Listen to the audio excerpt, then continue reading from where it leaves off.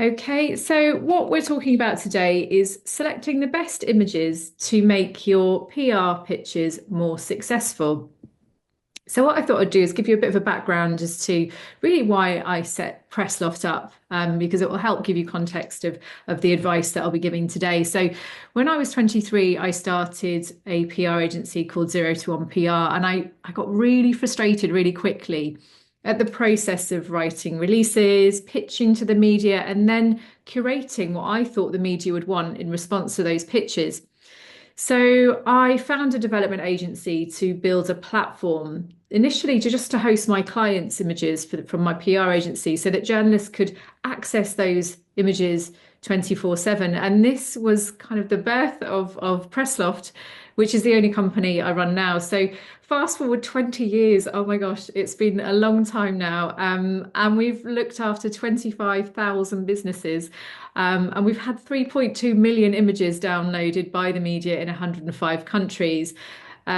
We work with brands like lots of you in the audience and some brands and the PR teams for these brands here. So from artisans to creators to multinational companies that you might know that are in the list. So with all of this, no matter what size of the company, I've just seen how important great imagery is in terms of PR success. It's the absolute defining factor of whether you're going to be successful at PR. So I thought I'd share some tricks that I've picked up along the way to help you pick the right images in response to media requests. So some of you in the audience I can see already are PR pros.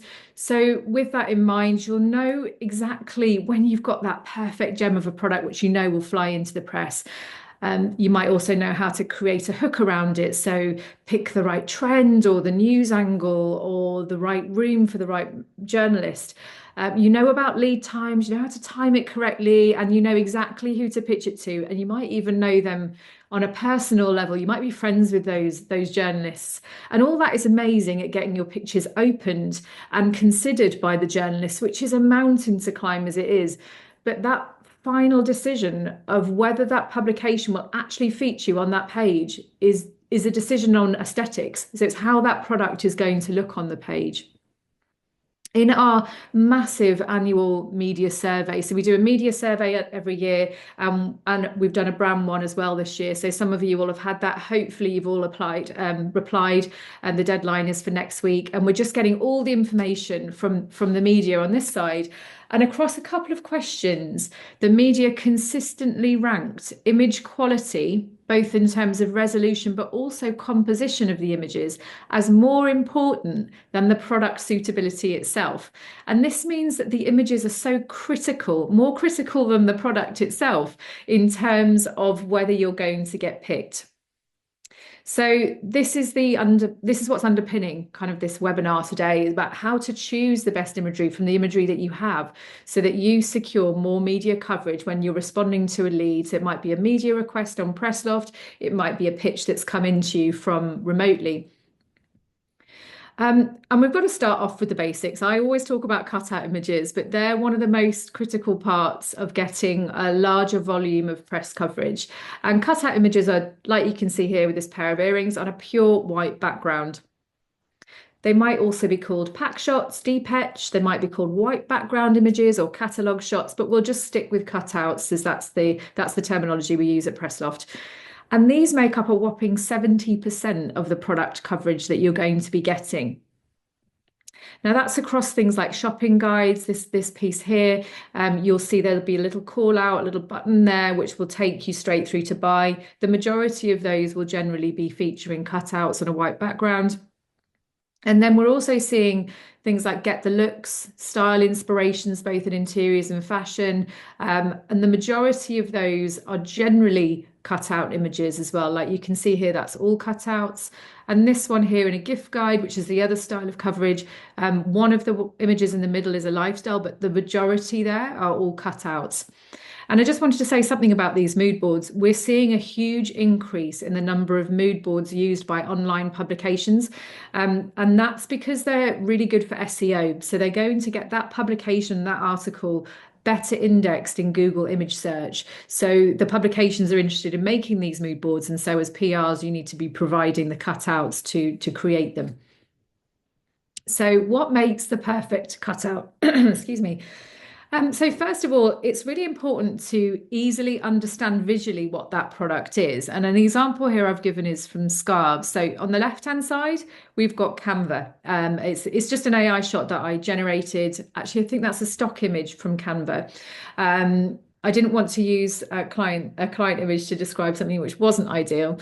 But we've got on the right hand side, we've got Laradou. And you can see here, it's really obviously, it's positioned around a neck, it's beautifully cut out, and it's very easy to understand that that's a scarf. The one on the Canva one, it could be a throw, and that in uncertainty means that the Laradou one will be more likely to get picked up by the journalist in the final article.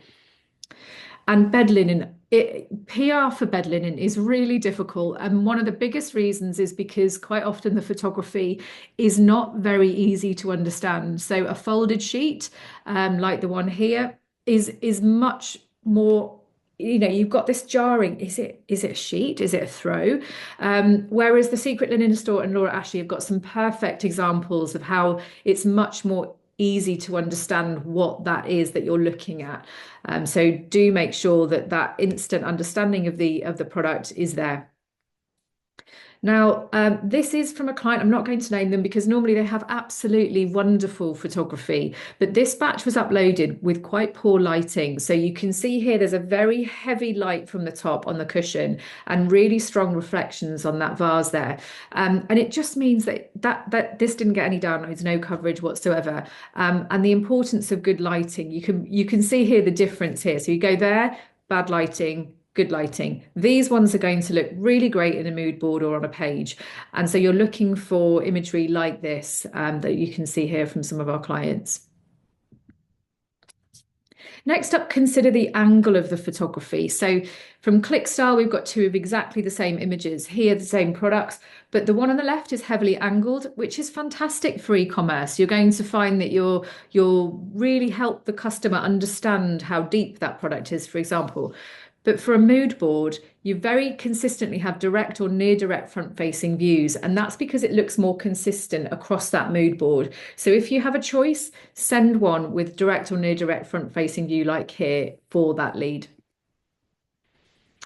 Next is the white background issue. So we often have clients who add images onto Pressloft with a grey or maybe a sort of slightly beige background, or maybe even studio lighting, like we can see here. So the grey ones from Made, and this was from their website, the one from Where Saints Go is a studio shot.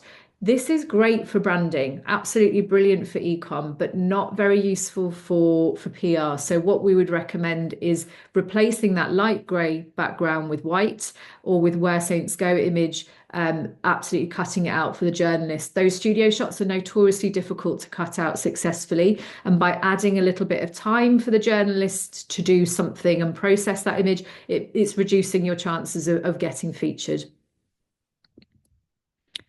Next, a little bit of a niche one, but because so many of you work with interiors products, I wanted to bring this one in as a really great way of getting more coverage. So with swatches, the media love them, and they get so much coverage, and they're really simple shots to create. So if you work for a paint brand, tiling, wooden flooring, fabrics, wallpaper, make sure that you're adding a really good selection of swatches to your press office. So the top two rows are all different versions of paint splodges or swooshes, as they're called in the industry.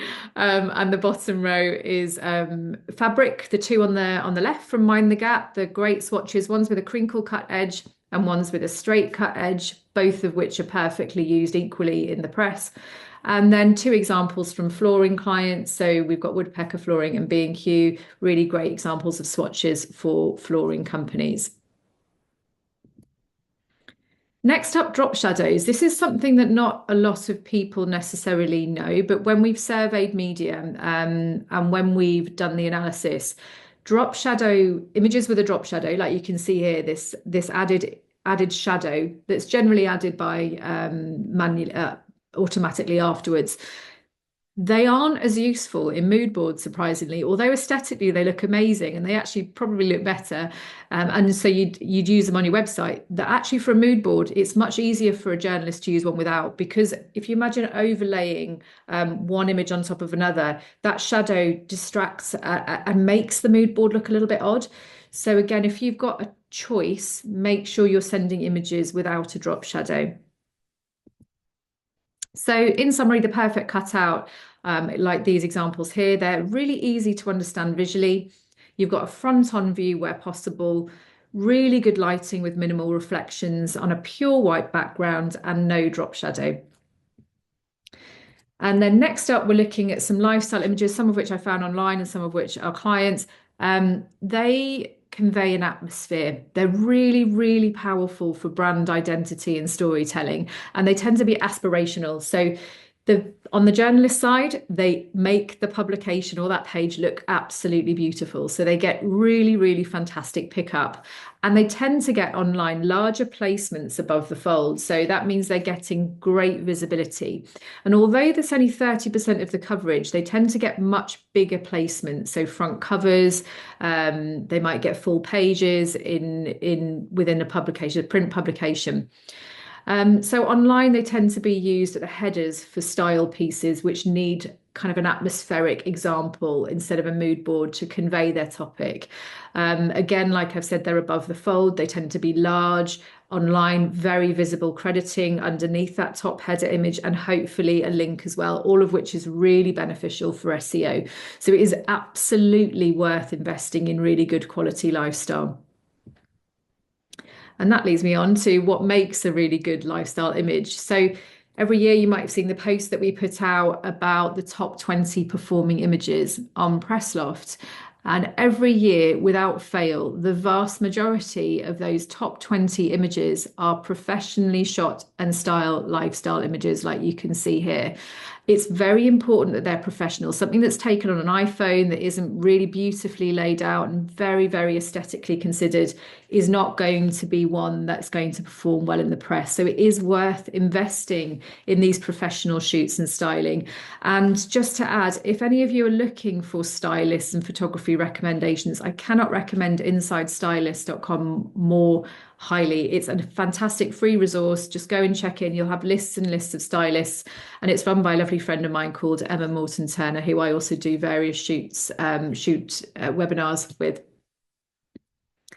So one thing you can just do is a quick test on your imagery to see if it's well structured and if it does pass that sort of professional slant. So you're looking to see if your product is the hero in the shot. And one thing you might have seen me do before, and look completely daft, but do the squint test at this image from Sofology. So if you just squint your eyes, look at the screen, and then is that sofa the thing that jumps out at you? And if you have a look again, it really is. It's the one thing that your eyes see and are drawn to. And it's so beautifully styled. It's an absolutely outstanding image.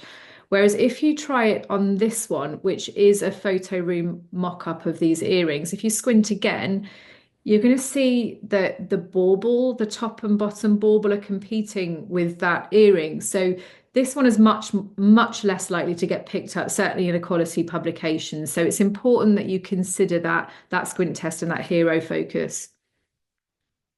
Next up, we've got the sort of angle of realistic context. So Laura Ashley, it's a fantastic image, one of our clients, and this is so good for branding. And it's sort of this manor house aesthetic, which absolutely fits their brand.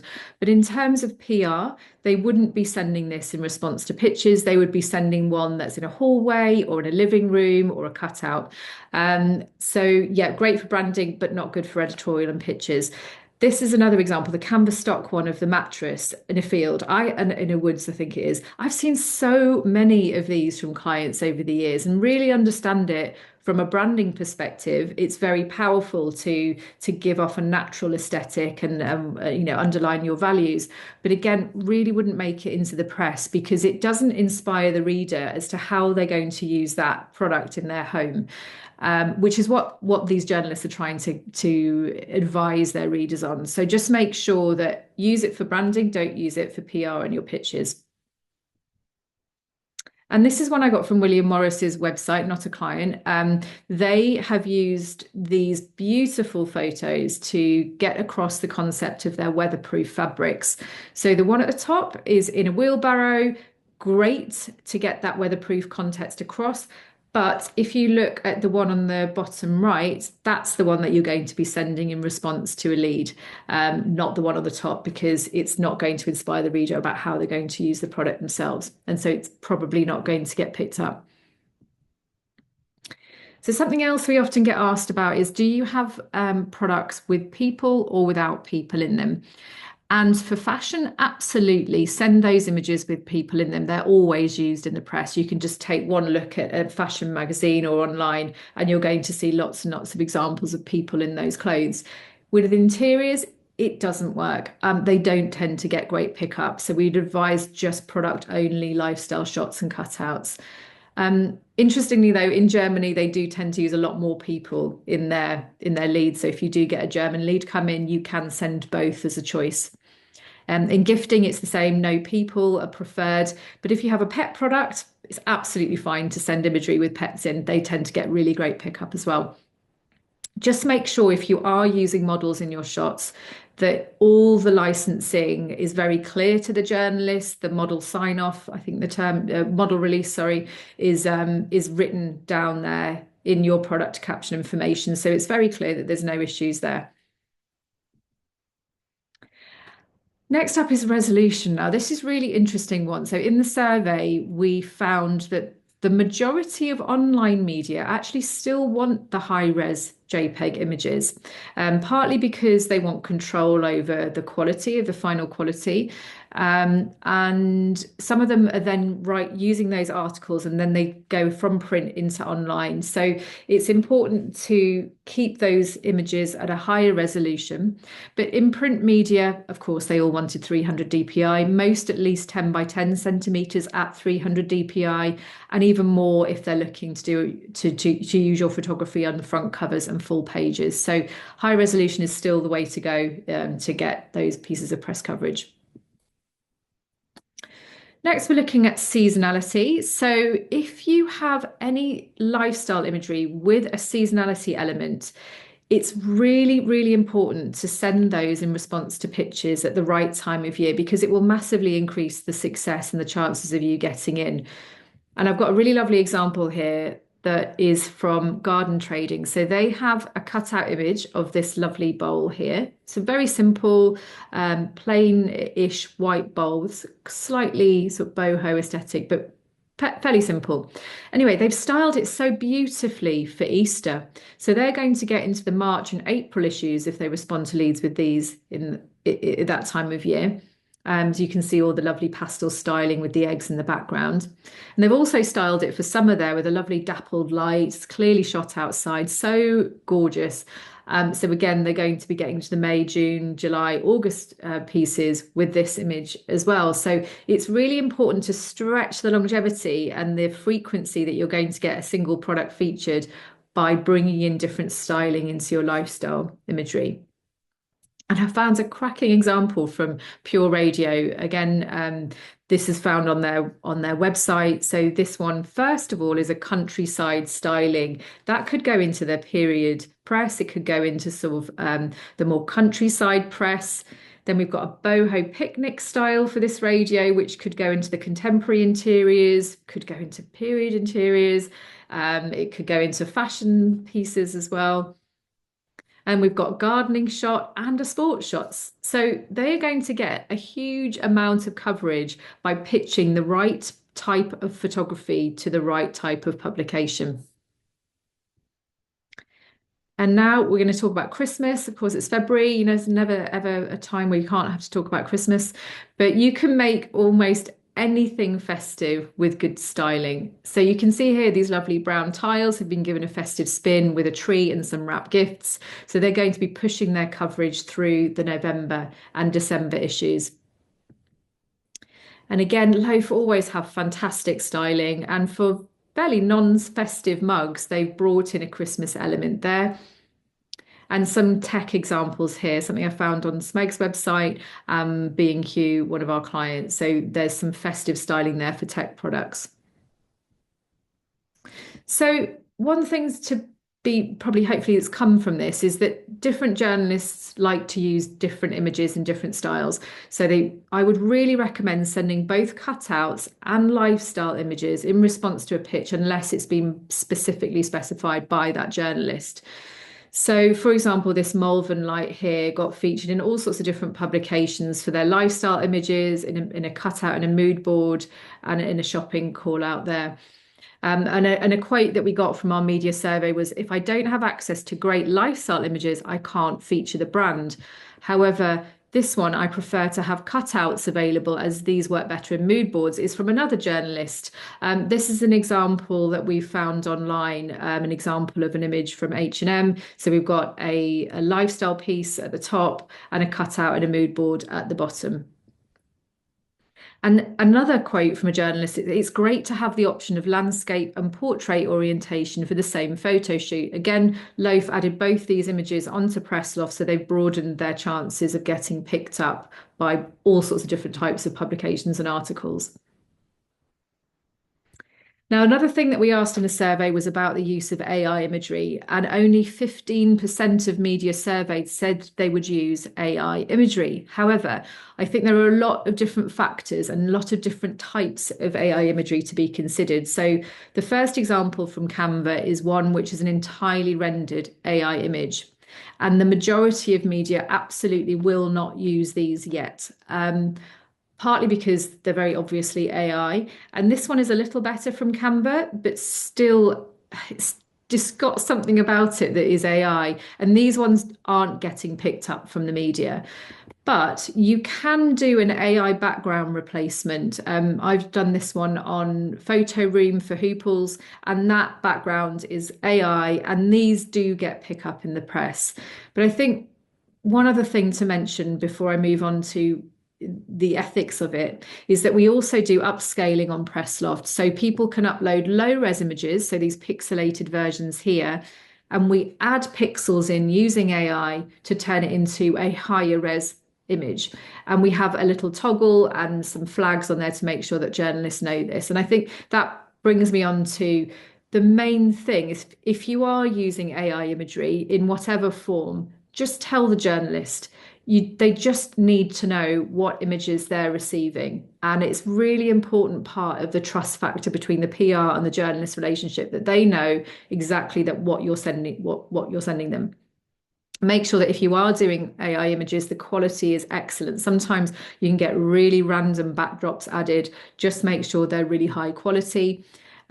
Check licensing compliance, make sure they're legally able to be used in the press, and make sure that's clear to the press as well.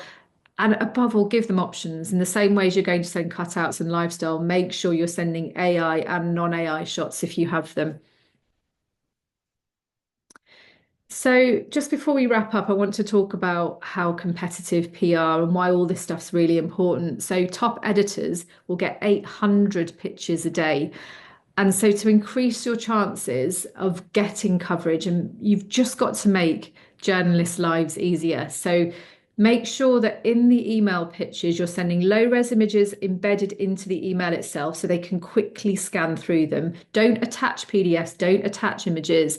Just make sure they're easily scannable in the email itself. Make sure the subject heading is very clear what you're responding to. And then link out to high-res imagery. So if you have Dropbox link, Google Drive link, use an aggregator like Pressloft, use an on-site press office link, and make sure you're also linking out in your out of offices and your email signatures. If you are talking to the press a lot, link out to any of these links as well, so they can very, very easily grab your high-res images whenever they need them. So just to summarize, we talked about some tips to make your leads more successful. So when you're responding to them, you're going to get more coverage. So we talked first of all about cutout images. So good lighting, really clearly visually understandable, no drop shadow, and a plain white background. We talked about picking good quality lifestyle for pieces above the fold, but make sure you're getting them professionally shot and styled. Make sure the context is realistic, so no mattresses in fields. And if you can, bring in some seasonality to really stretch the amount of coverage and how the periods at which you're getting coverage for those products. When you are responding, provide options. So send both cutouts and lifestyles. And similarly, if you are sending AI imagery, disclose it, do it well, and give journalists AI and non-AI choices. And lastly, just make sure you're making journalists' lives really, really easy. So sending low res in those emails and linking out to high res. I hope you found that really useful and you've got lots of tips there for your images. And if you are watching this back on our website, please do use the chat on the bottom right hand side of the page for any questions at all you might have. If you are a PR agency or a brand who hasn't had a trial with us before, please do take up our free 60-day trial and just see how much coverage you can get.